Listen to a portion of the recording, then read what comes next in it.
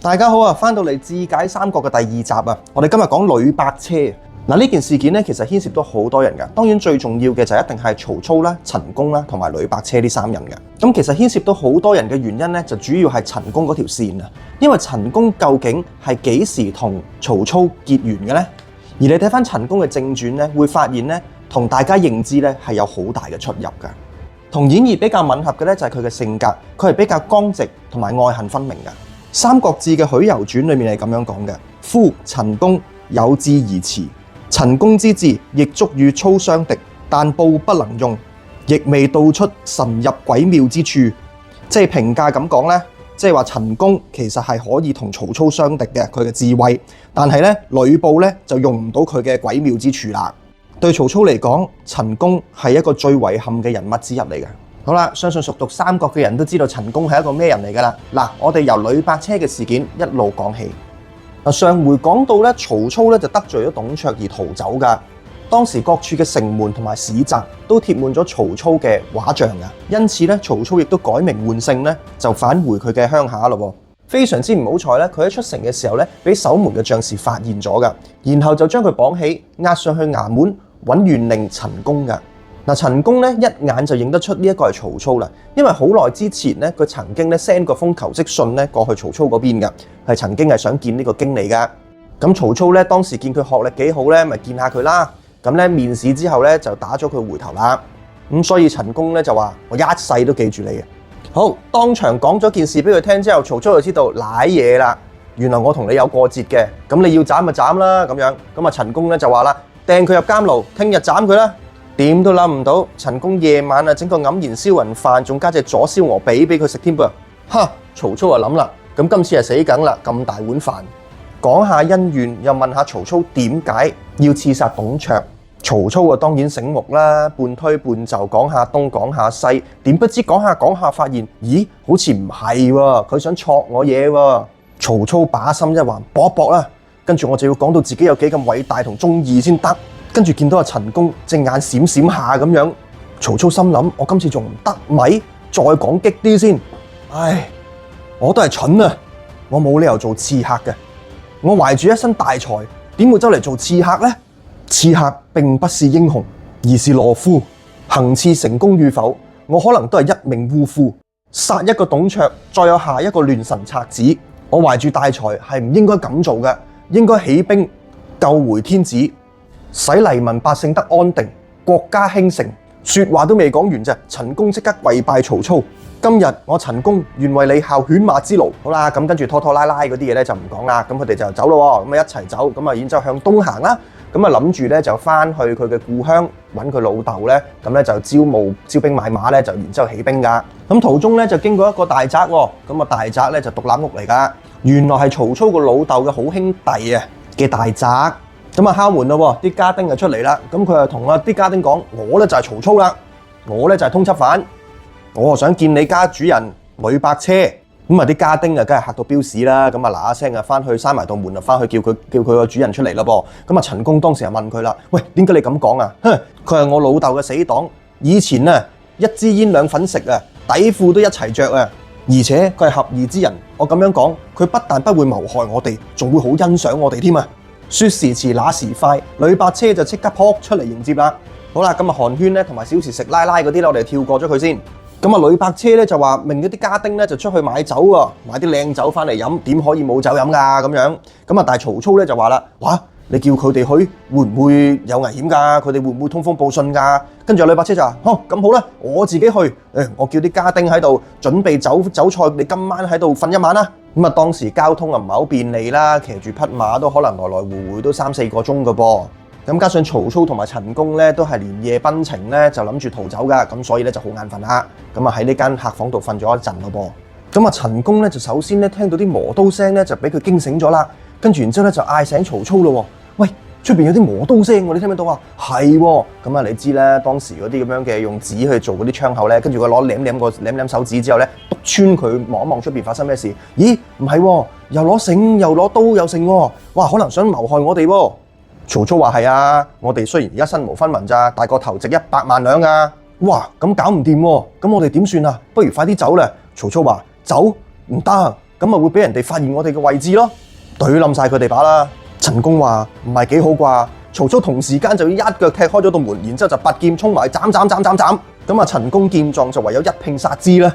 滿手鮮血之後，佢發現廚房原來綁起咗隻豬，跟住陳宮就話佢哋想屠宰隻豬，今晚煮飯俾我哋食啊！我哋殺錯人啦，真係慘，全家死晒。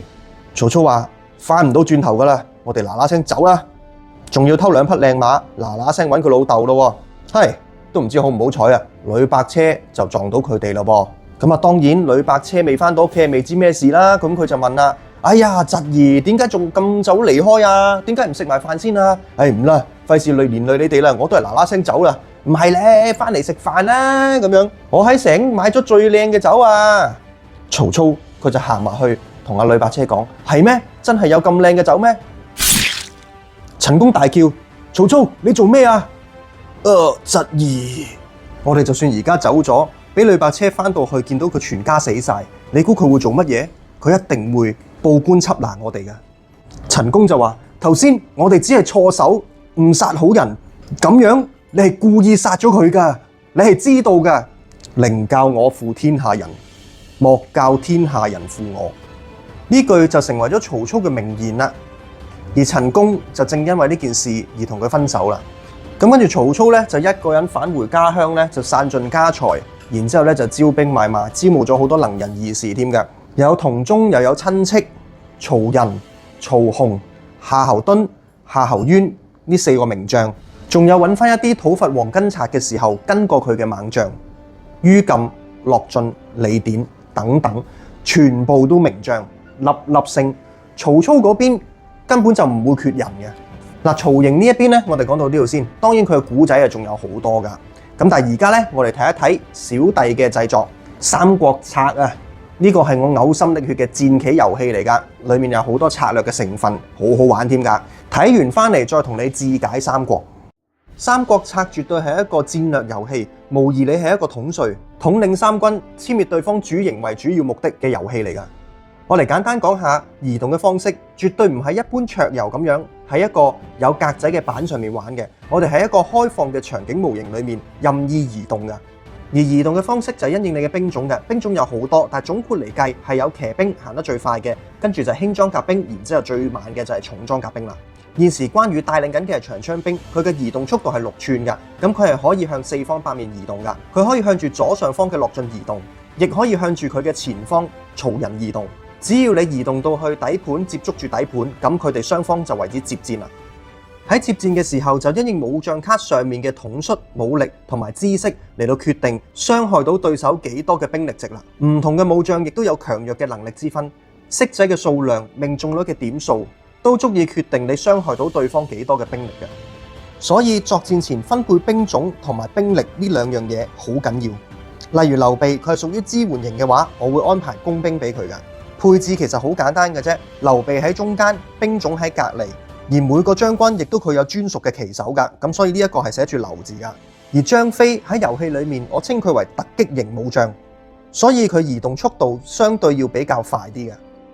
咁樣我會選擇俾輕裝甲嘅大刀兵佢作為佢嘅隊伍，而大刀兵嘅移動寸數咧係去到8寸嘅，佢只係僅次於騎兵嘅啫，咁所以張飛嘅速度就可以好快咁樣四圍游擊啦。而關羽咧屬於陷陣型，佢係去做攻擊或者做防守都係一流噶，所以我係會安排長槍兵俾佢噶。但係長槍兵嘅移動速度只係得6寸嘅啫，佢嘅優點係相克對方兵種比較多。最後諫勇係屬於支援型嘅，我亦都會安排一啲行得比較快嘅大刀兵俾佢，因為佢唔需要喺前線太多嘅作戰。雖然兵種嘅能力比較弱，但係佢最主要係行得快，去四圍補給，幫助其他將軍完成任務。而且諫勇喺策略方面，佢有2個空格係可以裝到策略嘅。佢嘅知識比較高，佢能夠用嘅策略亦都比較多，所以知識喺戰場上面亦都好緊要，平衡咗呢個遊戲，唔會令到一啲將軍獨大喺一個遊戲裏面。三國策除咗戰鬥同埋策略嘅部分，我哋仲加入咗三國最著名嘅單挑模式，同埋唔同陣營嘅軍隊技能，例如曹操佔天時，孫權佔地利，劉備佔人和。呢啲通通都喺遊戲裏面反映到出嚟㗎，英雄感十足。中意玩戰略遊戲嘅你真係唔可以錯過呢一個遊戲。中意三國嘅你儲模型都抵啦！全球第一個三國模型戰棋遊戲6月前有得發售啦，可以向不同獨家代理攞佢哋嘅優惠碼，以最低嘅價錢買你嘅三國人物返屋企。記住密切留意，我哋下一集會講解作戰流程。呢個咧係我自創嘅遊戲嚟㗎，正宗本土製作。有興趣嘅話咧，就請你瀏覽留言區三國策嘅網頁啦。